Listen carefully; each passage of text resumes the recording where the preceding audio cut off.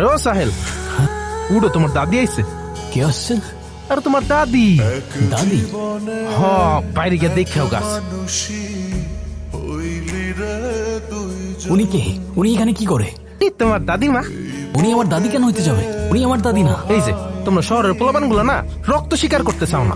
আরে, আমি নিজ চোখকে দেখতেছি উনি তোমার দাদিমা, তুমি বলো না। যদি তোমার দাদি নাই তো তাহলে এই বাড়িতে কেন আসতো? আর কেন বলতে তার বাড়ি? এই তুমি এগুলা কি বলতেছো? আমার মাথা ঠিক আছে? উনি আমার দাদি কেমন হইতে যাবে? আমার দাদি ছোটবেলায় মারা গেছে। উনি আমার দাদি না, উনি অন্য কেউ হবে। তোমরা কারা? তোমরা আমার বাড়িতে কি করছো এখানে? এটা তো আমার বাড়ি। আমার বাড়িতে কি করছি মানে? তুই কেমন করে বাড়িতে যাবো? আমার ছেলের কাছে, নাতির কাছে যাবো কেমন করে? আপনি যাবেন তো? কোনো সমস্যা নেই, আমরা আপনাকে সাহায্য করবো। আপনাকে বাড়িতে ফিরিয়ে দেওয়ার দায়িত্ব আমাদের, আপনি কোনো চিন্তা করবেন না। বাড়িতে বেরো, খুব দরকার। বাড়িতে পৌঁছে দাও আমার নাতির কাছে, আমার ছেলের কাছে। আপনি কাঁদবেন না, আপনি আপনি অবশ্যই যাবেন আপনার বাড়িতে। কথা দিলাম আপনাকে, আপনি অবশ্যই আপনার বাড়িতে যাবেন। আরে করলেন এটা? ভেজা কাপড় নিয়ে আমি এখন রাইড কিভাবে করব?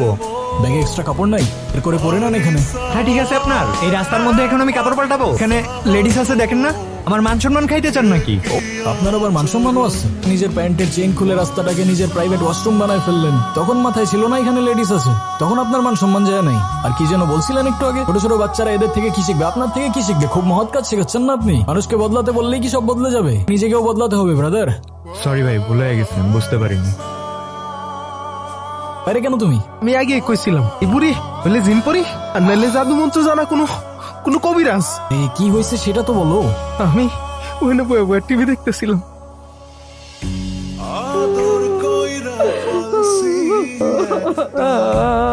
রোজ আমার স্বপ্নে আসে, আমাকে না ওনার কাছে নিয়ে যেতে চায়। এখন কি করে যাব? আমার তো আগে খেতে যাওয়া দরকার।